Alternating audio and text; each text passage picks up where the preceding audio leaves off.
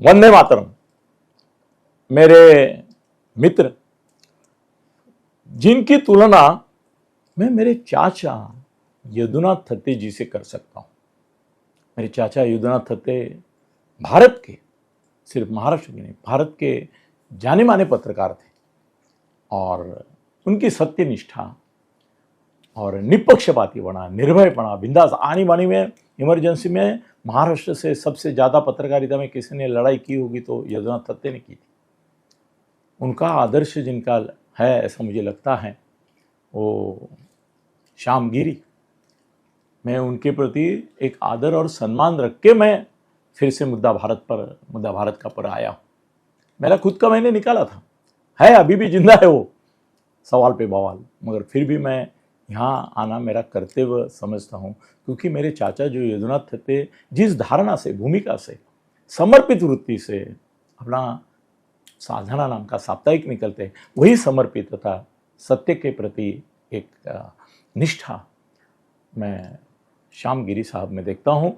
और उसी कारण मैं खुद उनको बोला कि मैं लंबा रहता हूँ, अभी आपको आने जाने में बहुत दिक्कत होती है, फिर भी मैं बना के आपको भेजूँगा। आप बिलीव करो, मेरे खुद के वीडियो बनाने से पहले मैं गिरी साहब का वीडियो बनाता हूँ। उनके प्रति मैं नतमस्तक हूँ। एज के हिसाब से मत सोचो, उस आदमी की निष्ठा सोचो। और इसके लिए यहाँ जो मैं बोलता हूँ उसमें कभी भी आप देखोगे नहीं, कोई कमर्शियल प्रोफेशनल इंटरेस्ट नहीं रहता है। जो सच है वही मैं कहता हूँ, सच्ची बात, सच्चाई, वही बिंदास कहता हूँ। दोस्तों, आज का मेरा जो विषय है वो मेरे को कितना कॉम्प्लिकेटेड होगा आप समझ सकते हैं, क्योंकि एक तरफ देवेंद्र फडणवीस है जो मेरे लिए मित्रवत है, और दूसरी तरफ एकनाथ शिंदे है जो मुझे बंधुवत है। हाँ, ये सच है कि फडणवीस मेरे मित्र हैं, मगर अगर मेरे मन में बंधु प्रेम किसके बारे में है और जिनसे मेरा नाता बंधुत्व का है, वो है एकनाथ शिंदे।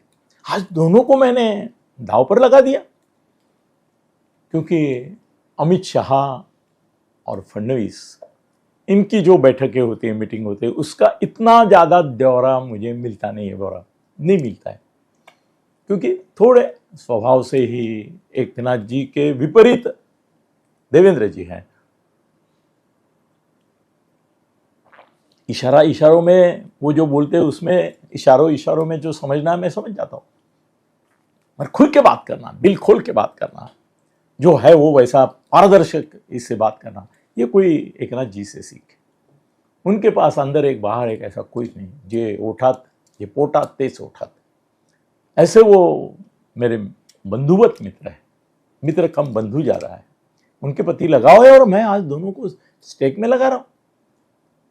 इसका एक कारण यह है कि अमित शाह जो महाराष्ट्र भारतीय जनता पक्ष ही नहीं, महायुति के गॉडफादर है, वो पितामह है, वो पूरे महाराष्ट्र के पॉलिटिक्स पर निखिल नजर रखे हुए नहीं है।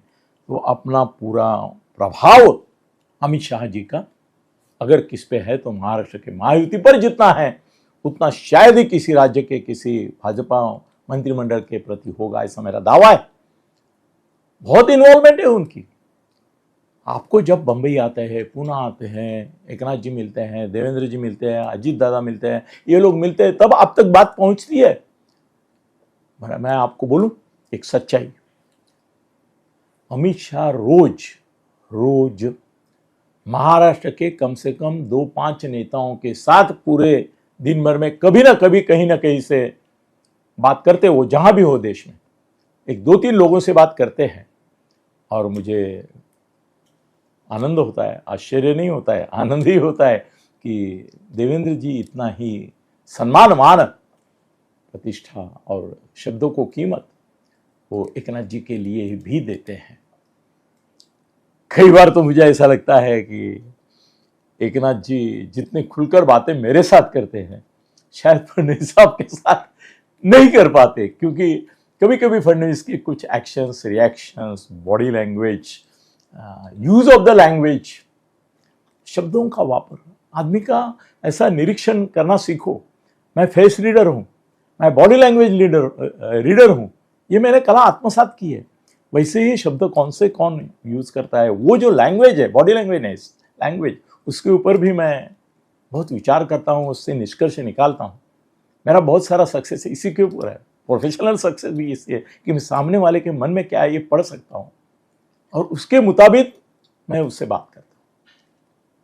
मुझे ऐसा लगता है कि इन्वॉल्वमेंट की बात अगर की जाए, साइकोलॉजिकल इन्वॉल्वमेंट, तो फडणवीस 70 तक पहुंचते हैं, 70% तक पहुंचते हैं। मुझे गर्व की बात है कि एकनाथ जी के बारे में अमित शाह जी के मन में जो धारणा है, भूमिका है, जो प्यार है, जो अपनापन है, जो लगाव है, वो मैं बोलूं तो आपको आश्चर्य लगेगा। ये 70% है तो वो 90% है। 100% ऑफ कोर्स वो किसके साथ है मुझे बताने की जरूरत लगती है आपको? मोदी जी के साथ है। 100%। कोई उनके मतभेद की बातें वगैरह वो सब झूठ होता है। वो अद्वैत है, वो अद्वैत है, उनमें कोई द्वैत नहीं, भेद नहीं। मोदी शाह है, शाह मोदी है। और उसके बाद अगर मोदी की छाया, प्यार की छाया, मोहब्बत की छाया, अपनापन की छाया अगर किसके ऊपर हाथ ऐसा आशीर्वाद का रखा हुआ है तो वो एकनाथ जी का है। एकनाथ जी के दिल में जितने भी दुख दर्द है, कभी कभी उनको कुछ बातें चुभती है, तो दिल खोलकर, कोई रखते नहीं पीछे, कुछ पीछे रखते नहीं है, सीधी बात अमित जी से बोल देते हैं। और अमित जी भी बड़े प्यार से सुनते हैं और बोलते हैं चिंता मत करो, मैं तुम्हारे साथ हूँ।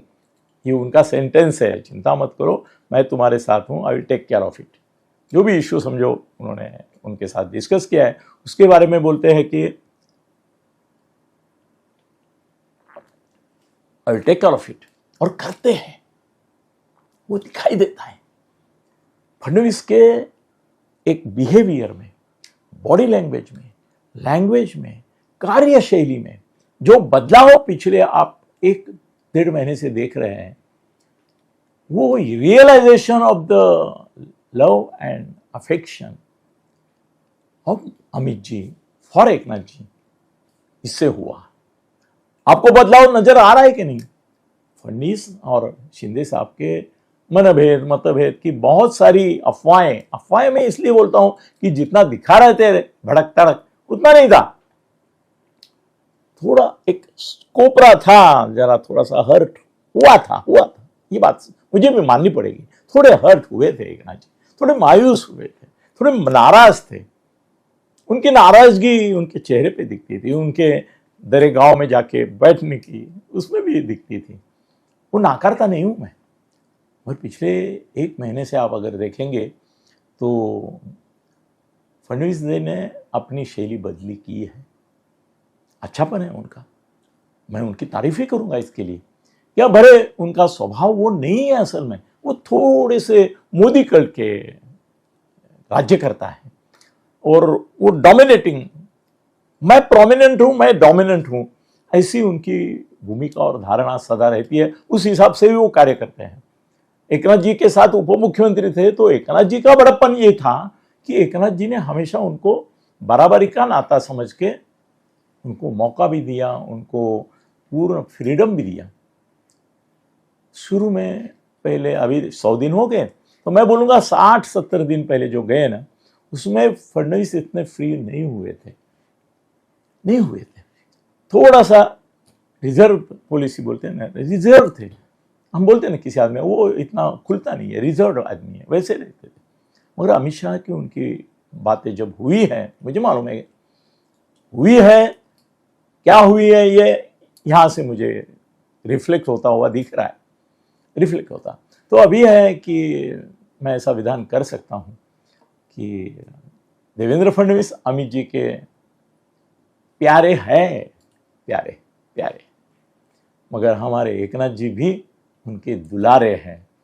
और प्यारे से ज़्यादा दुलारे का ये किया जाता है, अपनापन दिखाया जाता है, उसकी कोई भी दिक्कत है तो वो दूर करने में प्राधान्य दिया जाता है। तो अमित शाह 70% देवेंद्र जी की है, 90% हमारे एकनाथ जी के हैं। और अमित जी जब तक एकनाथ जी के साथ है तब तक बहुत बड़े चमत्कार होने वाले हैं। उसमें से एक चमत्कार खाली मैं अभी प्रेडिक्ट करके रखता हूं और ये मेरा विवेचन स्टॉप करता हूं, वो है जिस दिन जब भी कब भी देवेंद्र जी फडणवीस दिल्ली जाएंगे, पहले मंत्री के तौर पे जाएंगे, बाद में प्रधानमंत्री पद के लिए भी चुने जा सकते हैं, उस समय बीजेपी का मुख्यमंत्री नहीं बनेगा, मुख्यमंत्री बनेंगे तो वो एकनाथ शिंदे ही बनेंगे अगले मुख्यमंत्री। और इस प्रकार का अभिवचन अमित शाह जी ने उनको दिया है। ये मैं थोड़ा क्रॉस करके आपको अंदर की बात बताता हूं। धन्यवाद।